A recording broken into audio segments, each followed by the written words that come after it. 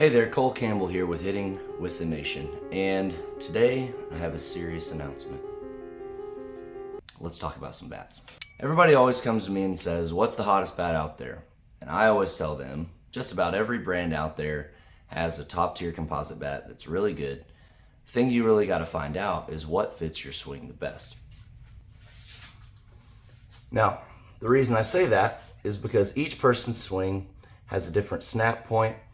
They're stronger in some aspects, weaker in some aspects. They like to cut the ball, they like to swing up at the ball. A lot of things come into play on what bat will fit your swing the best. So generally, whenever I rate bats, I rate them on 4 things: feel, sound, pop, and durability. In this video, we're going to talk more about the feel. So we're going to look at the length of the barrel and the end load of the bat. What is the difference between a 12 and a 12.5, or a 12.5 and a 13.5? Does 1 inch, does 2 inches really make that big of a difference? Now I'm going to use this square and I'm going to put all of the ends of the bats flush together. Now we're going to basically mark where the taper starts for each bat. You could say right about there, the 14 mark. On the 13, the taper starts right about there. And then there you go, 13. Then you got 12.5, you got the 12. This is where they get the barrel size from. Now, obviously, if you hit a ball down here at the hands of the barrel, whether you have a 12 or a 14, neither of those are going to be a good shot. You still have a sweet spot on each barrel, whether it's shorter or longer.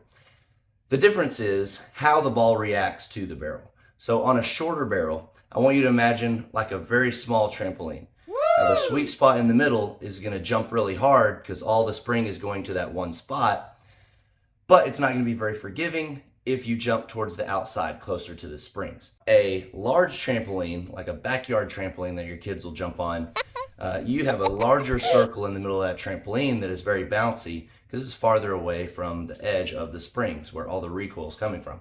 So on a longer barrel, going to be a little more forgiving when you hit it towards the end or towards the hand, a little less forgiving on the shorter barrel. But could be said that the shorter barrel could, if accurate, hit the ball a little bit harder. Now I know what you're saying.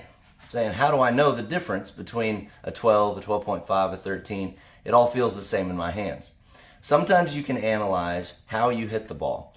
Do you pull it all the time? Do you push it all the time?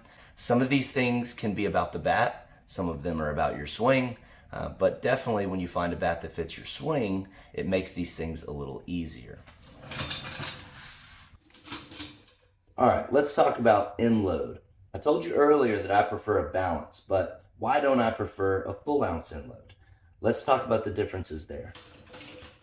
Now I'm going to give you 2 examples on these tantrums. Okay, the pink is a full ounce and the blue is a loaded or a half ounce.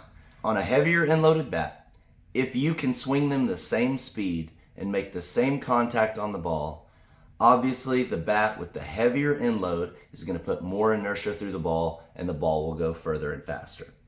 But if you're rotating your hands over early because your front shoulder is opening too soon to get the weight of that bat around, you're not going to have good contact. You're not going to have good results. The thing that you have to see when you swing is that top of the bat, because the end load dipping, causing you to pop up, or you're forcing the rotation so it doesn't dip and possibly causing you to hit ground balls. So what do you pick for your next bat?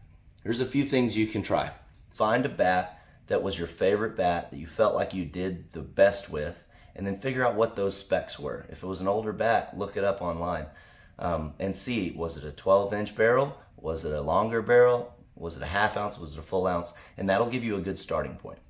Then do some research as far as asking around people at the fields what they think is a good bat in those specs. If you get a chance to do BP, hit with a bunch of different bats. Make sure that they're all different specs, one lighter, one heavier, one full ounce end load, one balanced, and then find the bat that just feels to snap in your swing the best. Let's talk about my gamer and why I use it. I try to be a complete hitter. I try to be able to go to the backside and still hit home runs when I want. The longer barrel gives me that forgiveness that I need to still do a hard shot to the right, to left, to middle. And then a heavier bat gives me enough bat behind it to hit it out whenever I want to go hard at the ball. So here's my gamer. Worth Creature. 28 ounce.